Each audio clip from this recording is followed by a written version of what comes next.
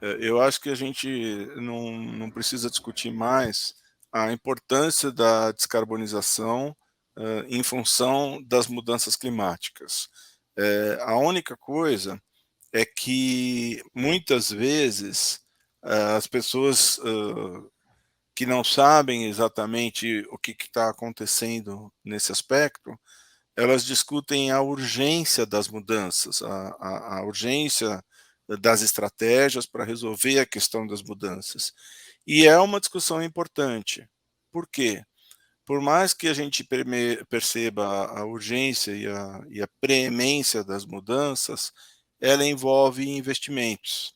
E quando envolve investimentos, a gente tem que ter algo concreto, a conta tem que fechar.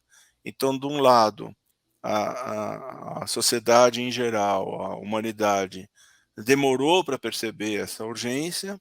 À medida que ela demorou para perceber essa urgência, ela demorou para começar de fato a investir em ações que na prática pudessem fazer a transição energética. E agora fica um dilema: quanto mais tempo passa, mais a urgência aparece, e quanto mais a urgência aparece, mais dinheiro tem que se investir para chegar num time to market mais rápido. Então fica esse dilema. Esse dilema fica ainda pior quando tem perturbações de mercado, né? Por exemplo, o que está acontecendo na Rússia, porque, de uma certa forma, qualquer variação que dá na velocidade dos investimentos e na velocidade da expectativa de se resolver essa questão, agora a Rússia vai, a crise na Rússia e na Ucrânia obriga todo mundo a dar um passo atrás e não ser tão rápido. Isso é um fato, não tem o que discutir, mas a gente não pode esquecer que isso é pontual. O que eu chamo de pontual? Se a gente olha quando o petróleo começou a assustar, o preço do petróleo no mundo começou a assustar, e o Brasil tomou a decisão de fazer o pró-álcool em 1975, e hoje a gente tem, em 2020, uma indústria, uma economia de etanol toda estabelecida. A gente não pode esquecer que para isso passou da ordem de 40, 45 anos para criar uma infraestrutura adequada. É claro que a do etanol não nasceu agora, já tem aí alguns anos rodando, então ela é adequada, e não foi 40, mas é dessa ordem de grandeza. Outra coisa que é dessa ordem de grandeza é quando os veículos começaram a rodar, enquanto ainda não existiam os veículos com motor a combustão. A gente conhece lá a esposa do Carl Benz, na primeira saída dela, e durante 30 anos eles tinham que comprar o combustível na farmácia, porque ainda não havia uma infraestrutura de distribuição de combustível com postos, etc., para poder fazer aquele motor rodar. Por que eu estou colocando isso? Porque um horizonte de 40, 45 anos, como é o estabelecimento da indústria do etanol, ou mesmo na própria indústria automotiva no começo do século passado, 30 anos, é algo bem mais longo do que um evento pontual, sazonal, de 2, 3 anos, que haja qualquer tipo de variação no mercado, a ponto da gente desacreditar de que a estratégia está correta e de que a gente tem que ir nesse caminho. Isso posto, a gente começa a olhar para cada empresa, para cada montadora, qual estratégia ela adota. E aí vem uma outra questão muito séria, que é comparar as estratégias. Então, nós vamos ver montadoras que estão indo mais para o caminho da eletrificação, nós vamos ver montadoras que estão indo mais para o caminho do biogás, biometano, biocombustíveis, etc. Nós vamos ver montadoras que estão ainda debatendo, e a gente vai ver essas decisões estratégicas. Elas precisam ser vistas dentro de um espectro do tempo. O que é o tempo?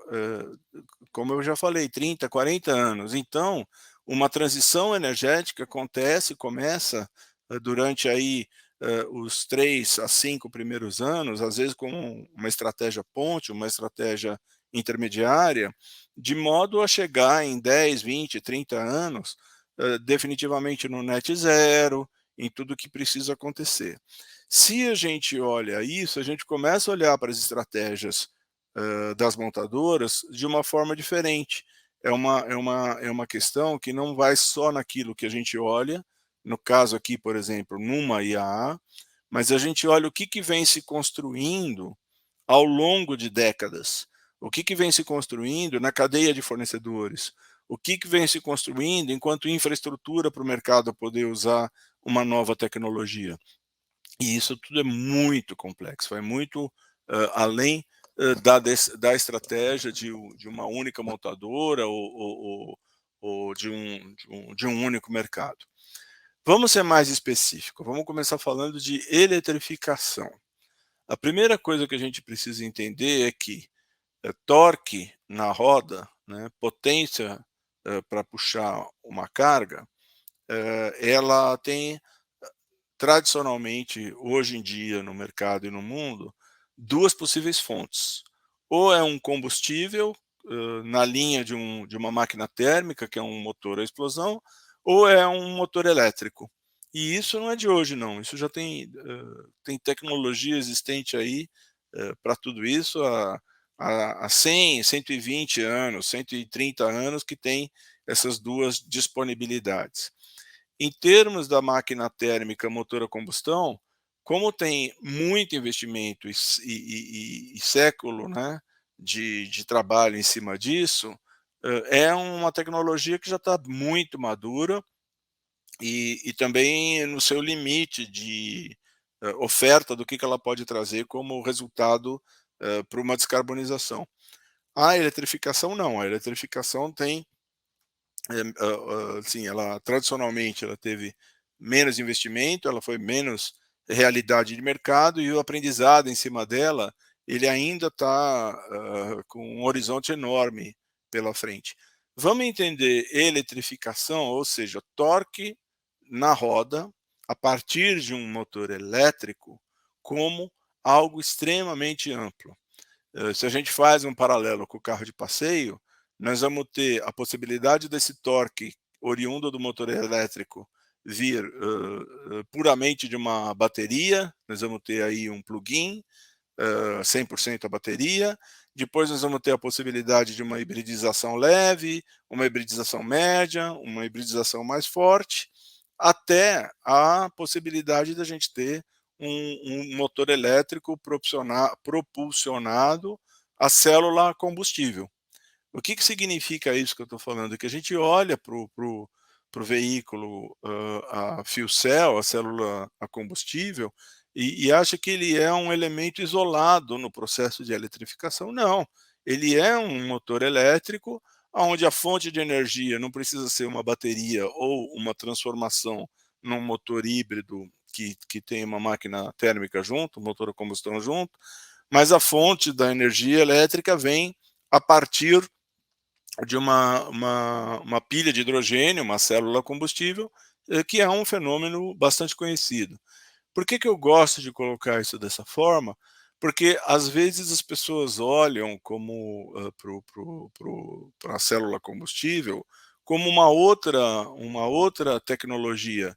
É uma outra tecnologia enquanto processo de geração de energia elétrica. Agora, enquanto processo de propulsão do veículo, o que leva, oferece torque para a roda, é um motor elétrico tanto quanto qualquer outro, que vai ter as possibilidades e os benefícios de uma recarga na frenagem, onde você recupera a energia cinética recarregando baterias, etc. Então agora vamos dividir em dois espectros. As montadoras que mundialmente já anunciaram que vão investir em tecnologias ligadas a combustíveis, a motores a explosão, que vão usar algum tipo de biogás, algum tipo de biometano, etc. As montadoras que já anunciaram publicamente que vão participar, vão trazer essa transição energética a partir de motores elétricos com diferentes níveis de eletrificação ou de energia, entre eles o veículo fuel cell. E aí tem uma característica bastante importante. Aqui, pessoal, Gustavo, eu queria tentar achar um gráfico aqui no meu computador.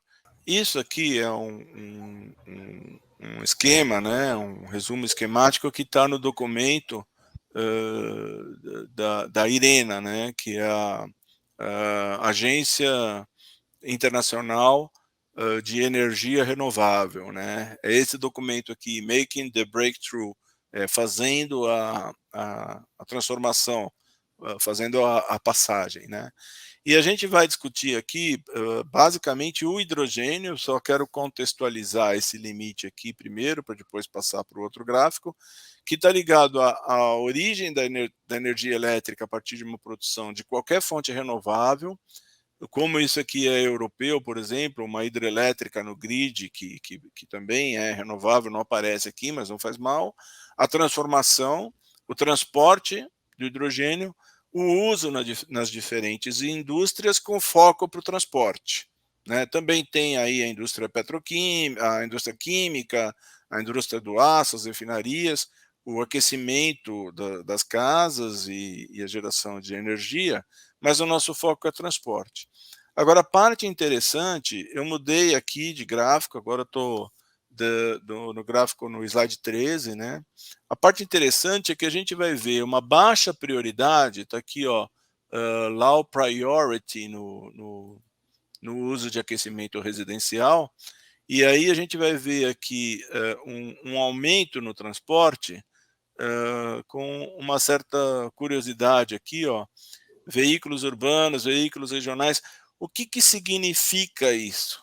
Eu fico curioso para ver, à medida que foi comentado aqui no começo, não sei se já estava gravando, que vai ter o lançamento de caminhões na IAA, a bateria com um range de 600 quilômetros, 800 quilômetros.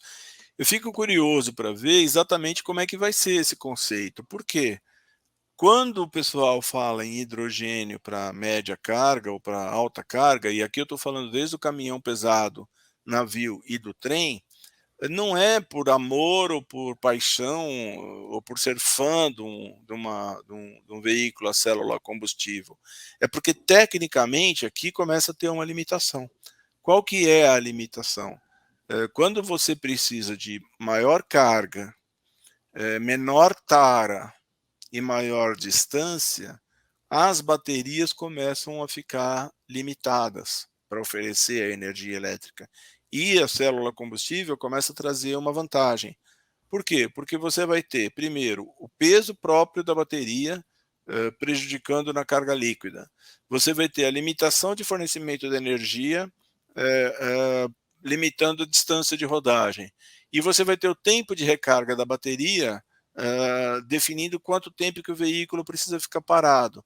Então, para categorias aqui de alta carga e longa distância, a gente começa a ver um debate no mundo para ir para a energia elétrica, mas não necessariamente oriunda de baterias tradicionais, e sim, ou mesmo baterias novas e mais evoluídas, mas sim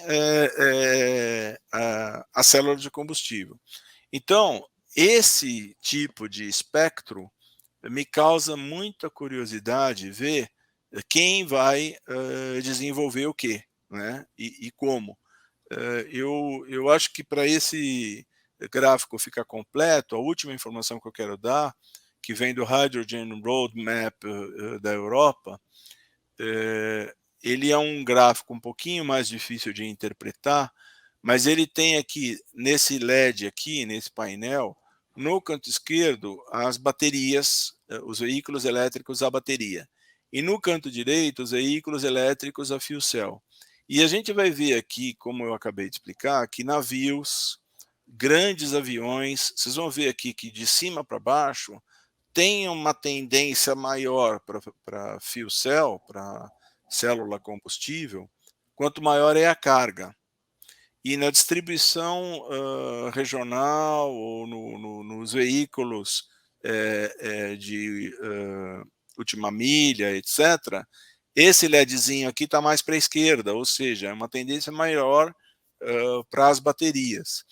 Nos carros de passeio, é algo muito similar, essa distribuição é muito similar, né? Há menos de algumas exceções, onde a gente vai ver lá um Toyota Mirai, a própria Nissan tentando também com um portfólio misto, né? Desenvolvendo tanto o híbrido, quanto o plug-in, quanto o fuel cell. Mas como isso não é tema, nós não vamos falar de carro de passeio, eu vou me concentrar um pouco mais aqui. Então, olha, caminhões de longa distância, ônibus interestaduais e de longa distância, veículos que têm que rodar muito e que têm a necessidade de alta carga líquida, dentro da visão europeia de eletrificação, tendem para fuel cell. E veículos menores ou regionais, e aqui dentro de uma categorização de carga, a gente poderia falar, pensando na Europa, aqui para caminhão na ordem de 40 toneladas, e aqui já menos de 26 ou 20, aqui eu estou falando da característica total, né, de carga, a gente vai ver esse range. Isso é o que eu falei, né, aqui eu estou começando a acabar essa primeira parte da minha colocação, da minha estruturação. Isso é a visão geral, isso é a visão quase que acadêmica.